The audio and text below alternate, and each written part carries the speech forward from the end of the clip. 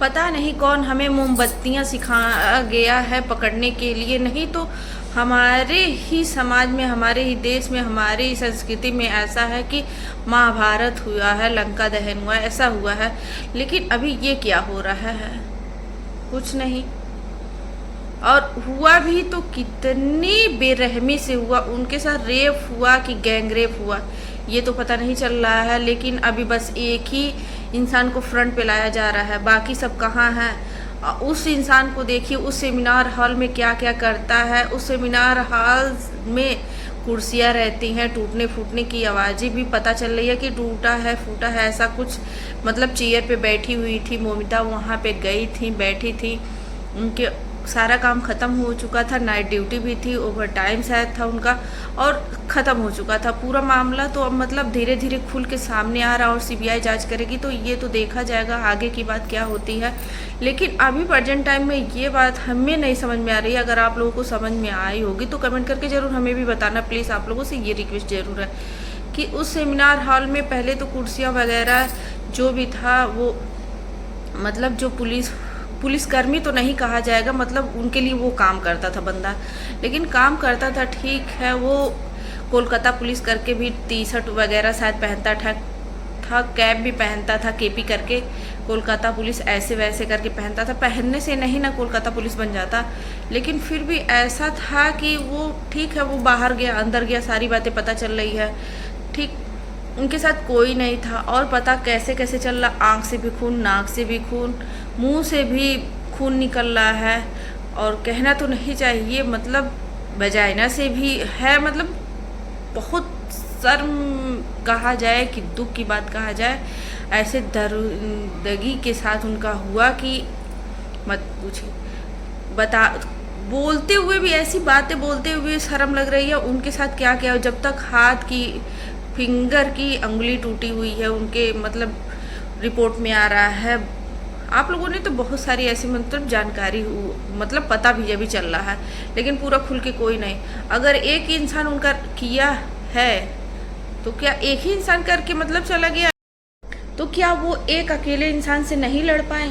चलिए ठीक है, एक तरीके से देखा जाए हमें तो नहीं लग रहा है कि वो एक इंसान से नहीं लड़ पाई होंगी, क्योंकि कहा जा रहा है कि ऐसा भी सुनने में आ रहा है कि कितना हम मतलब बहुत बड़े बड़े न्यूज़ रिपोर्टरों का, बहुत बड़े मतलब ऐसे लोग हैं जो बताते हैं, सारा खोलते हैं, उनका हम देखे हैं।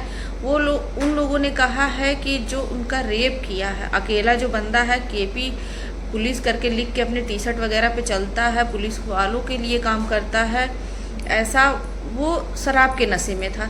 तो क्या शराब के नशे में था और एक लेडी डॉक्टर उनसे लड़ नहीं पाई? बात तो यहाँ पे हमें नहीं समझ में आया था।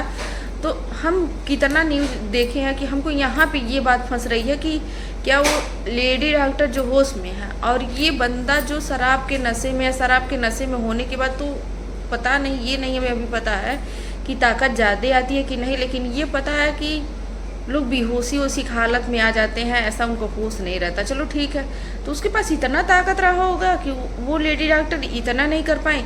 हमें तो पूरा विश्वास नहीं है कि मतलब वो अकेला बंदा ही ऐसा किया है, लेकिन उनका जो रिपोर्ट आ रहा है पोस्टमार्टम का, ये है कि गैंग रेप हुआ है। क्योंकि जो जो चीज़ें सामने आ रही हैं, एक बंदा तो बिल्कुल नहीं कर सकता, लेकिन सीसीटीवी कैमरा क्यों गलत बताया जा रहा है कि अंदर जा रहा है सेमिनार हॉल में तो एक ही बंदा जा रहा है और बाहर निकल रहा है तो एक ही बंदा निकल रहा है। 4:37 पे जो बंदा निकल रहा वही एक ही निकला। और उस बंदे की हिम्मत तो देखा जाए, वो बंदा जा करके फिर अपने जो कैंट वेंट वगैरह टाइप में होता है, टेंट लगाते हैं सब ना, वैसा है, तो वहाँ पे जाता है, वो सो भी जाता है और सुबह 8 बजे पता चलता है, 8:30 बजे कि ये हो गया। तो इस बीच में वो बंदा जाता भी है यहाँ से, उसके बाद से हॉस्पिटल से निकलने के बाद में वो बंदा अपने कपड़े भी धुल देता है, जो कपड़ा पहना है। देखो इतनी होश उसको आ गई है कि वो अपने कपड़े धुल देता है। पता नहीं सूज धुला है कि नहीं धुला है, लेकिन ब्लड उसमें थोड़ा सा लगा है। कोलकाता पुलिस ने बताई है कि उसमें ब्लड थोड़ा सा लगा है और वो ईयरफोन जो लीड वगैरह होता है ना, वो लगाया हुआ था, तो वो उसका वहाँ पे गिर गया है। मेन सबूत यहाँ पे उसका छूट गया है। लेकिन पूरा मामला अभी पता तो नहीं चल रहा है, सीबीआई जांच होने के बाद ही पता चलेगा। मेरा मेन मुद्दा ये नहीं था कि हम इतनी बातें बताएं, ये वीडियो मेरी शायद देर से भी पहुंच रही है। हम कितना दिन मतलब जब से हुआ है, जब से देख रहे हैं, सुन रहे हैं, मेरा मन हो रहा था, पता नहीं क्यों हमको इतना गुस्सा आ रहा है कि ऐसी ऐसी कि हाँ बेटियां हैं, बेटियां हैं। वैसे ये लोग समझते हैं कि बेटियां हैं तो थोड़ा सा होने पे दुख होता है।